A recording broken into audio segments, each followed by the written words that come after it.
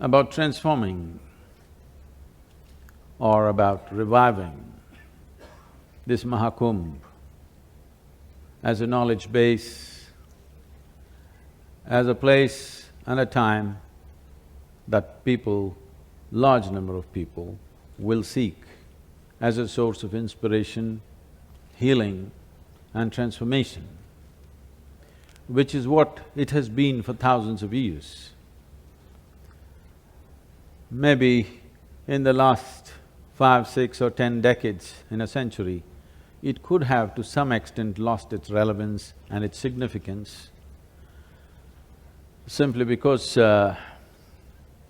well, the nation has not been in our own hands. So reviving this, what this means, why is this? What is so significant about taking a bath once in 12 years? It's not about that. This comes from a fundamental dimension of yoga, which is referred to as bhuta shuddhi, which means to cleanse the 5 elements in our system. Everything in the universe, this body, this planet, the solar system, the universe and the cosmos, everything is just a play of 5 elements. The entire universe is just a mischief of 5 elements, not 5 million, just 5. This shows the brilliance behind creation, the trillions and trillions of forms that life has taken, all this only with 5 ingredients. So the yogic system, the fundamental form of yoga is bhuta shuddhi, where it is understood that if you gain some mastery over these 5 elements, your health, well-being, prosperity, access to the universe, all these dimensions are taken care of if only you take charge of these fundamental ingredients which make you who you are right now and which makes everything what it is right now. This body, the elemental composition of this body is such that 72% of this body is water, 12% is earth, 6% is air, 4% is fire, the remaining is akash. For one to live well here, water plays the most important role because 72% of this body is water, 72% of the planet is water. So the kumbh, or the science of making use of the confluence of rivers at certain latitudes, came not because of belief, not because of some blind faith, this came because of keen observation of how life and the different forces around us function and how we can ride that, how we can make use of that. The modern science is beginning to open its eyes to this, that between equator, that is the 0 degrees latitude to 33 degrees latitude, the centrifugal force that the planet generates because of its spin largely works in a vertical manner. As you go further north, it becomes tangential, but here it works in a vertical manner. 11 degrees centigrade is one place where it is perfectly vertical.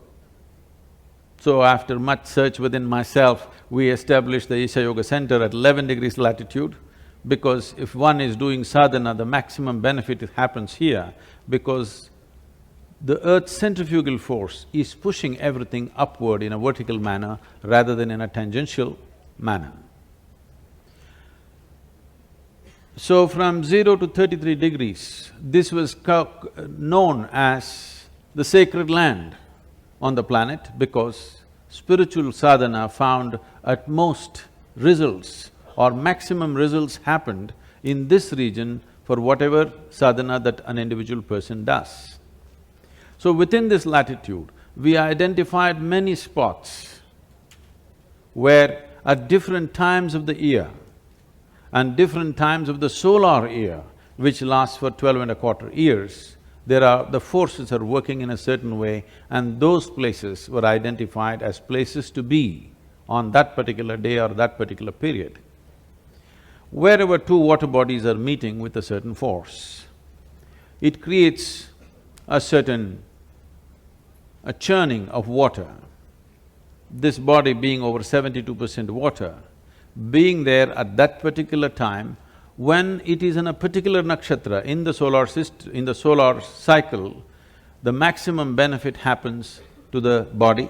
In the ancient times, everybody understood that this mandala of 48 days, if you stay at the Kumbh and every day you are in that water with the appropriate sadhana attached to it, you could transform your physical body, your psychological framework, your energy framework, and above all, find enormous spiritual growth within you within a span of one mandala, which is 48 days. But today, slowly, it has become more just a quick visit, a half-a-day visit where you take a simple one dip and you're out.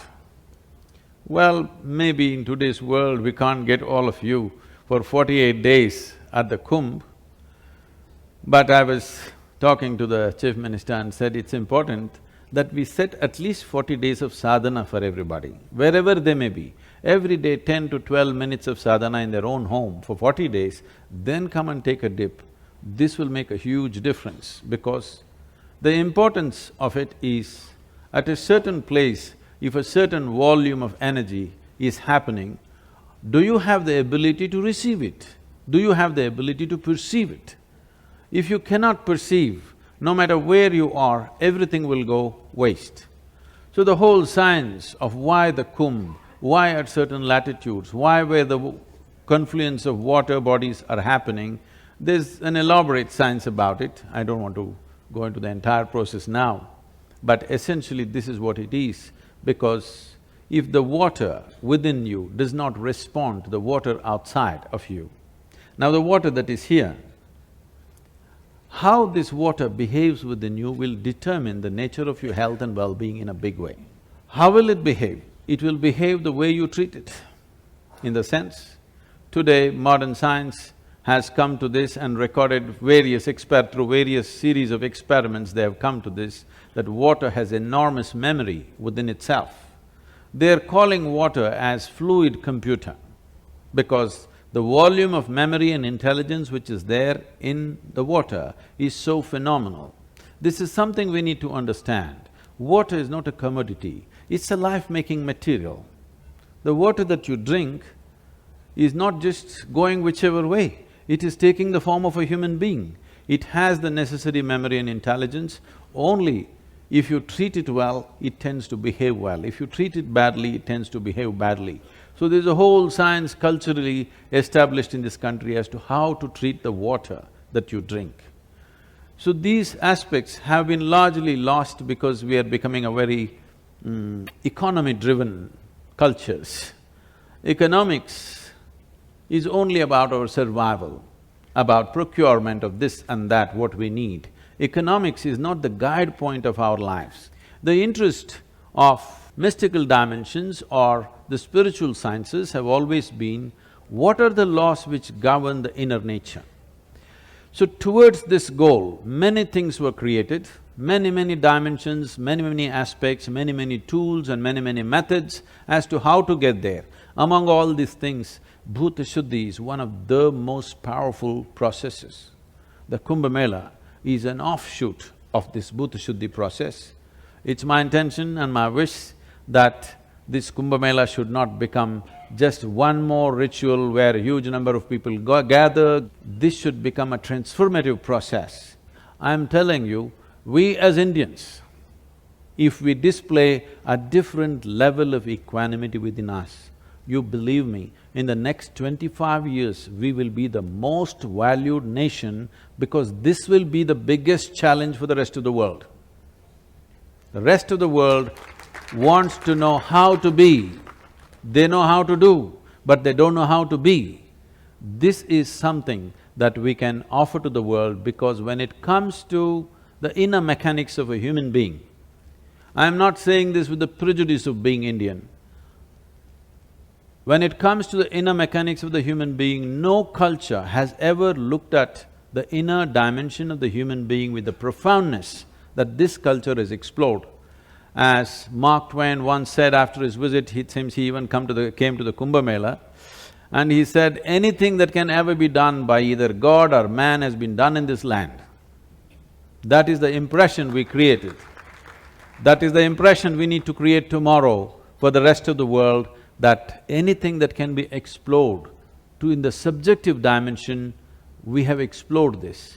Unfortunately, the presentation has lost its way and it has become a ridiculous presentation. We have become cow-worshipping, snake-charming and whatever kind of nation, and now we are shifting into IT. All this is fine, but the important thing is we know how to be, no matter what is around us. Within us we know how to be, which will be the most valuable thing on the planet in the coming years, because everybody will get many comforts that modern technology will offer. After it comes, when they don't have it, they think if they have it, everything will be fixed. The moment they have it, they know nothing in life is settled. That is when the whole world will become seekers one way or the other. Or as I said earlier, for the first time, human intellect is evolving like never before. Every human being slowly is able to think for himself. Right or wrong, it doesn't matter, but he's beginning to think. Once he's beginning to think, you transporting him to heaven for well-being is not going to work. You have to offer it here. And you telling him the softness of the cushion on this sofa is going to make your life well is not going to work, because everybody would have sat on it and it means nothing. Only because people are deprived, these kind of philosophies have worked. Because people have been deprived for a long period, if you just tell them you can eat well, that looks like heaven. The whole description of heaven is that you can eat well or you can do something well. All that people are deprived of, it's up there. But these things will not work in future. People will look for real solutions. When they look for real solutions, believe me, nowhere else in the world can people offer profound solutions as India can offer, because this is something that we've invested our time, life and energies for almost 8–10,000 years, and we have gleaned this knowledge, not something that we believe, not something that we made up as philosophies, something that we observed and noted down and made tools as to how to access this. It's my wish and my blessing that this Kumbh Mela should become a huge step in that direction to awaken the world to this possibility.